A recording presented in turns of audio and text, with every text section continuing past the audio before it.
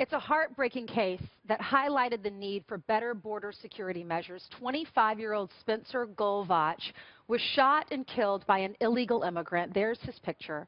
While he was in his car stopped at a traffic light back in 2015. The gunman was a known gang member and had already been deported 4 times. There is his picture. So how does the victim's family feel about President Trump cracking down on immigration in sanctuary cities? Julie Golvach is Spencer's mother. Also joining her is Maria Espinoza. She is the national director of the Remembrance Project, which advocates for families whose loved ones are killed by illegal immigrants. And you were responsible for the angel moms that were on stage with Donald Trump at many of his rallies. So thank you both for being here. Thank you. I really appreciate that. Julie, I'll start with you. Tell me about Spencer. So Spencer was my only son, my only child. Very intelligent, bright, humorous. He had lots of friends, and all of his friends said that if there was one connection point that brought them all together, that was Spencer. He was very kind-hearted. He had friends that were in their 70s, that he had students. He owned his own business. He was he had a guitar shop, and he had students that he taught, and they loved him and thought the world of him. And for 25 years, you nurtured him. Yep, you cared for him.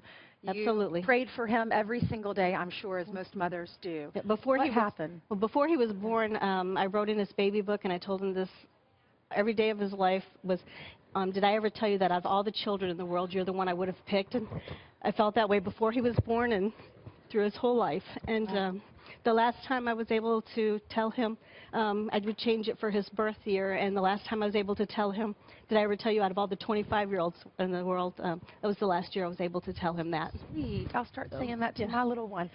So what happened? He had went and watched a movie at his stepbrother's house with his girlfriend, and after midnight, it was her birthday, and they stopped and got some cookies. He dropped her off at home.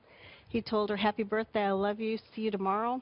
And went about 10 minutes down the road, was sitting at a left turn light, and an illegal alien was on a shooting spree, and my son was the second of 4 that were shot that night. And he shot through the passenger window, shot my son through the ear and into his brain, and my son died alone in the truck here in Houston, Texas.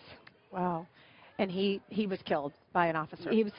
Yes. After his 4th shooting, a sheriff's deputy pursued him. He shot at the officer there, and the officer killed him. Wow. Wow. Well, I'm so sorry for your loss. Thank you. So tell me how the project is making a difference for this country.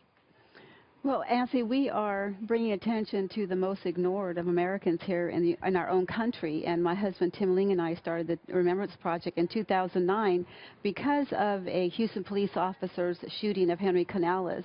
And in that report, they talked about another shooting death of Officer Rodney Johnson, whose widow had filed a lawsuit against the city with regard to sanctuary city policies. And that's where we first learned of these dangerous safe havens for illegal aliens. And that was why the Remembrance Project was born. So you're both in favor of building the wall? Absolutely. And the travel ban or travel pause?